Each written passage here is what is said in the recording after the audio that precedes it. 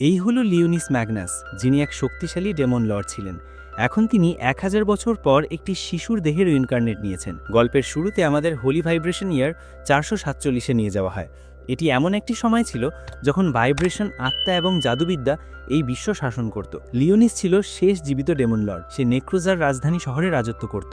এই সময় ডেমন লর্ডের বিরুদ্ধে লড়াই করার জন্য মানুষেরা সেখানে এসেছিল, এবং মানুষের পক্ষ ভারী ছিল, কারণ তাদের সাথে 6 জন ভাইব্রেশন লেভেল হিরো ছিল। আমরা দেখি যদিও কিছু মানুষ মারা যাচ্ছিল, কিন্তু একজন হিরো তাদের আবার জীবিত করে তুলছিলেন। শেরি, যে ছিল ডেমন লর্ডের সেবক, এবং ব্ল্যাকাস, যে ছিল ডেমন লর্ডের বন্ধু। তারা তাকে জানায় যে এই যুদ্ধে তাদের জেতার কোনো সুযোগ নেই। লিও খুবই রেগে যায়। তার সবচেয়ে বেশি রাগ হয় গ্রেট সেজ আরকেএল এর উপর। সে আগে ডেমন লর্ডের সাথে ছিল, কিন্তু হিরোদের কাছে মাথা নত করে এবং এখনই তারই ওপর আক্রমণ করতে এসেছে। লিও সরাসরি তাদের সবাইকে শেষ করে দেওয়ার কথা ভাবে, কিন্তু ব্ল্যাকাস লিওকে বোঝায় যে সেই শেষ ডেমন লর্ড।